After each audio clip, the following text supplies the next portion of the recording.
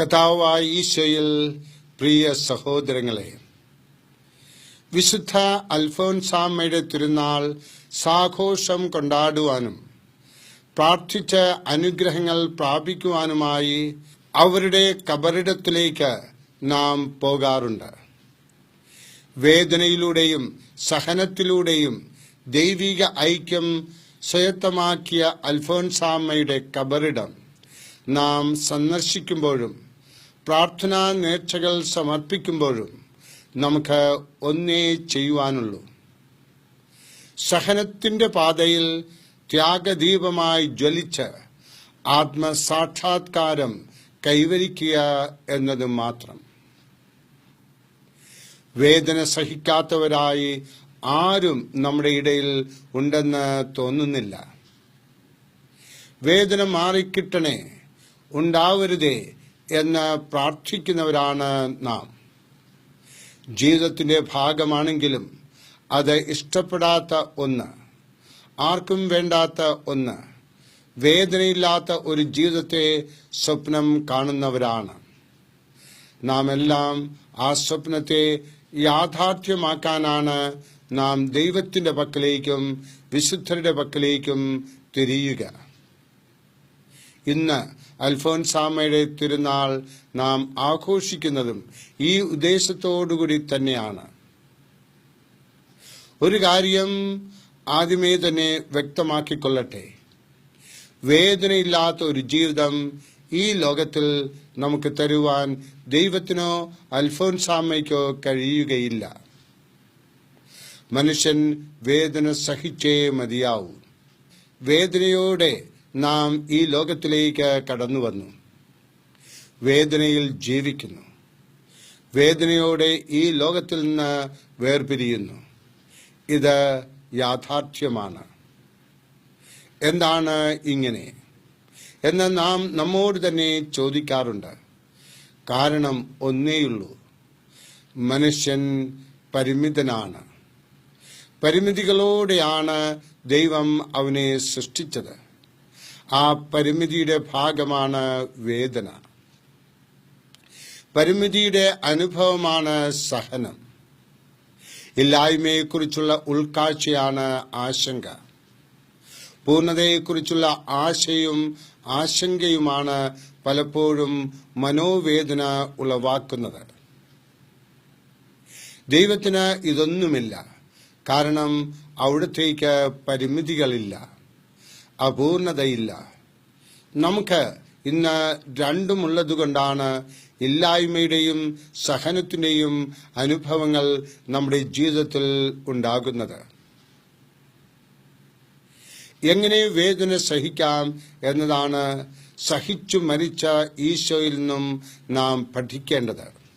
മനുഷ്യന് എങ്ങനെ സഹിക്കാൻ സാധിക്കും, എങ്ങനെ മഹത്വത്തിലേക്കുള്ള മാർഗമാക്കാം, സ്വർഗത്തിൽ ഒരു മുതൽക്കൂട്ടാക്കാം എന്നെല്ലാം ദിവ്യനാഥൻ വ്യക്തമായി തന്റെ കുരിശിലൂടെ നമ്മെ പഠിപ്പിക്കുന്നുണ്ട്. എല്ലാ മതങ്ങളും മതസ്ഥാപകരും വിശദമായി വിശകലനം ചെയ്തിട്ടുള്ള ഒരു വിഷയമാണ് വേദന. അതിനെ ഇല്ലാതാക്കാമെന്നും മറികടക്കാമെന്നും വളർച്ചയുടെ വഴിയാക്കാമെന്നും മഹത്വത്തിന്റെ മാർഗമാക്കാമെന്നും ഒരേ സ്വരത്തിൽ ഇവരെല്ലാം അഭിപ്രായപ്പെടുന്നു. അൽഫോൻസ ഇങ്ങനെ ജീവിച്ചു. അങ്ങനെ നമ്മുടെ ഇടയിൽ നമുക്കായി അവൾ മാതൃകയായി നിലകൊള്ളുന്നു. ഒരു സ്നേഹിതൻ ഒരിക്കൽ റബിയോട് ചോദിച്ചു, ദൈവം തന്നിൽ പ്രസാദിച്ചിരിക്കുന്നു എന്ന് മനുഷ്യന് എങ്ങനെ അറിയാൻ സാധിക്കും?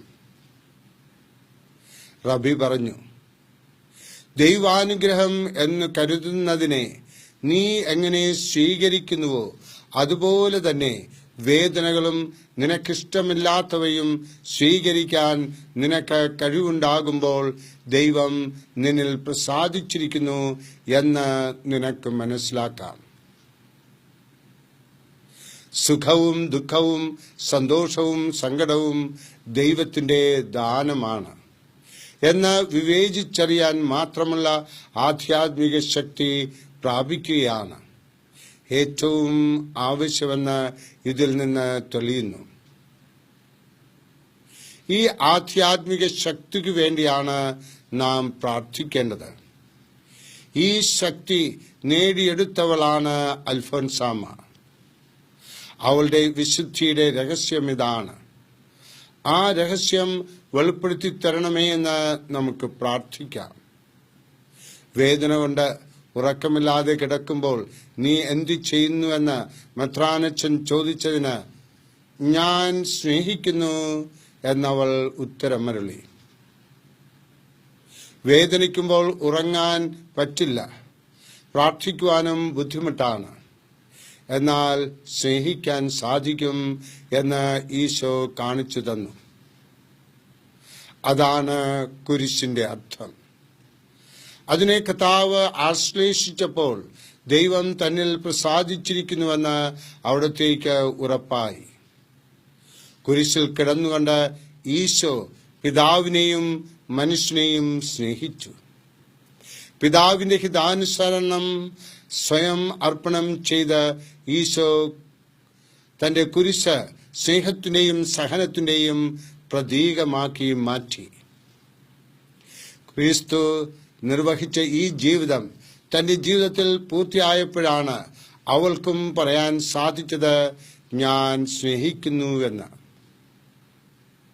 അവൾ വേദനയെ സ്നേഹമാക്കി മാറ്റി. സഹിച്ചുകൊണ്ട് സ്നേഹിച്ചു, സ്നേഹിച്ചുകൊണ്ട് മരിച്ചു. സ്വന്തം വേദനയെക്കുറിച്ച് മാത്രം ചിന്തിച്ചും പരാതി പറഞ്ഞും അന്തർമുഖിയായി കഴിയാതെ ദൈവം എന്നിൽ പ്രസാദിച്ചിരിക്കുന്നു എന്നതിന്റെ തെളിവായി സഹനങ്ങളെയും കഷ്ടപ്പാടുകളെയും അവൾ കണ്ടു. ആ ദർശനമാണ് അവളെ മഹത്വത്തിലേക്ക് നയിച്ചത്. എന്റെ മണവാളൻ കുരിശിലല്ലേ, അവിടുത്തെ സഹനത്തിൽ എനിക്കും പങ്കുണ്ട്. അതിനാൽ ലൗകിക ആശ്വാസങ്ങൾ എനിക്ക് കൈപ്പാക്കി മാറ്റണമേ എന്നവൾ പ്രാർത്ഥിച്ചു. ഇത്രയും പറയുവാനും പ്രാർത്ഥിക്കുവാനും നമുക്ക് സാധിച്ചില്ല എങ്കിലും വേദനകളെ അഭിമുഖീകരിക്കുമ്പോൾ ദൈവത്തിനു വേണ്ടി സഹിക്കാനെങ്കിലും നാം ഇന്ന് പഠിക്കണം. അതിനായി പ്രാർത്ഥിക്കണം. നിരാശയുടെയും ശാപത്തിന്റെയും പ്രതികരണങ്ങളാണ് വേദനകളുടെ അവസരങ്ങളിൽ നമ്മിൽ നിന്ന് ഉണ്ടാകുന്നത്. അത് മാറ്റി ശാന്തിയും പ്രത്യാശയും നൽകണേയെന്ന് നമുക്ക് പ്രാർത്ഥിക്കാം. 49 വർഷം ഒരേ കിടപ്പിൽ തളർന്നു കിടന്ന് സഹിച്ച ഒരു സ്ത്രീയെ എനിക്കറിയാം. പരാതിയുടെ ഒരു വാക്ക് ഒരിക്കലും ആരും കേട്ടിട്ടില്ല. എപ്പോഴും പ്രാർത്ഥിച്ചുകൊണ്ട് സന്തോഷവതിയായി കിടന്നു മരിച്ചു. കുറെ നാളുകളായി ക്യാൻസർ പിടിപെട്ട് കഴുത്തിന് താഴോട്ട് മുഴുവൻ തളർന്ന് മരണം പ്രതീക്ഷിച്ചു കിടക്കുന്ന ഒരു ചെറുപ്പക്കാരി സ്ത്രീയെയും ഈയിടെ കാണാൻ ഇടയായി. അസഹനീയമായ വേദന സഹിക്കുന്നെങ്കിലും അത് കാണിക്കാതെ ചിരിച്ചും പ്രാർത്ഥിച്ചും ഒരേ കിടപ്പിൽ കിടക്കുകയാണവൾ. സ്നേഹമുള്ളവരെ, സഹനത്തിന്റെ സുന്ദര മാതൃകകൾ നമ്മുടെ ഇടയിൽ ഇന്നും ഉണ്ട്. അവയൊക്കെ നമ്മെ ഉത്തേജിപ്പിക്കട്ടെ.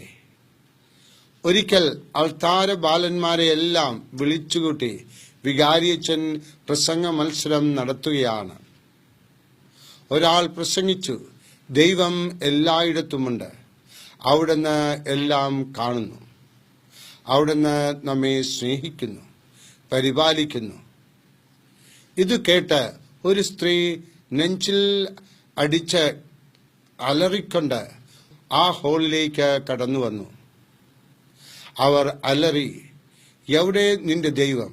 എന്റെ മകനെ അവർ തല്ലിക്കൊന്ന വഴിയിലെറിഞ്ഞപ്പോൾ എവിടെയായിരുന്നു നിന്റെ സ്നേഹിക്കുന്ന ദൈവം? ഉത്തരം കൊടുക്കാൻ വികാരിയച്ചൻ പ്രസംഗകനോട് പറഞ്ഞു. ആ ബാലൻ അല്പനേരം പകച്ചു നിന്നിട്ട് ഇപ്രകാരം മറുപടി പറഞ്ഞു. തന്റെ പ്രിയപുത്രനെ കുരിശിൽ തറച്ചപ്പോൾ ദൈവം എവിടെ ആയിരുന്നുവോ അവിടെ തന്നെ. വലിയ ഉൾക്കാഴ്ചയുള്ള ഒരു ഉത്തരമാണ് ഇത്. നമ്മുടെ വിശ്വാസവും ഇതായിരിക്കണം. ഈ വിശ്വാസമാണ് വിശുദ്ധരുടെ മഹത്വത്തിന് നിദാനം. സ്നേഹിക്കുകയും പരിപാലിക്കുകയും ചെയ്യുന്ന പിതാവായ ദൈവം തന്റെ പ്രിയപുത്രൻ പിടഞ്ഞു മരിക്കുന്നത് കണ്ടു. സഹനം സ്നേഹമാണെന്ന് അവിടുന്ന് മനസ്സിലാക്കി. സ്നേഹമായി അതിനെ സ്വീകരിച്ചു. മനുഷ്യരക്ഷയുടെ മാർഗമായി അതിനെ ഉയർത്തി. കുരിശിന് പുകഴ്ച നൽകി. നാം കുരിശ് വഹിക്കുമ്പോഴും നമ്മെ സ്നേഹിക്കുന്ന ദൈവം, പരിപാലിക്കുന്ന ദൈവം, പിതാവായ ദൈവം അതേ സ്ഥാനത്ത് അതേ വിധത്തിൽ ഉണ്ട്. അവിടുന്ന് എല്ലാം കാണുന്നുണ്ട്, അറിയുന്നുണ്ട്.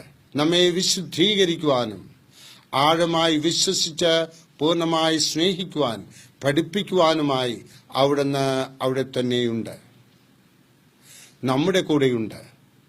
സഹിക്കാൻ അനുവദിച്ചുകൊണ്ട് അതിന് ശക്തി നൽകിക്കൊണ്ട് ക്രൂശിതനിലേക്ക് അവിടുന്ന് നമ്മെ അടുപ്പിക്കുന്നു. ഇതായിരുന്നു അൽഫോൻസാമ്മയുടെ വിശ്വാസവും അനുഭവവും. അതുകൊണ്ട് സ്നേഹത്തിന്റെ മഹത്വവും സഹനത്തിന്റെ മാധുര്യം സമർപ്പണത്തിന്റെ സാഹസികതയും എടുത്തു കാട്ടുന്ന ജീവിതം അവൾ നമുക്ക് കാണിച്ചു തരുന്നു.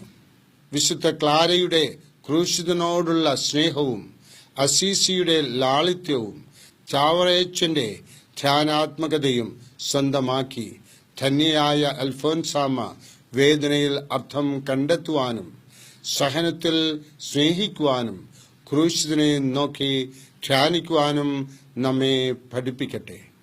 അതിനുള്ള കൃപാവരം കർത്താവായ ഈശോ നമുക്കോരോരുത്തർക്കും നൽകി അനുഗ്രഹിക്കട്ടെ. IMS അമ്മയുടെ അനുഗ്രഹം എപ്പോഴും നമ്മുടെ ജീവിതത്തിൽ ഉണ്ടാകട്ടെ. സ്നേഹപൂർവം, പ്രശാന്തച്ചൻ.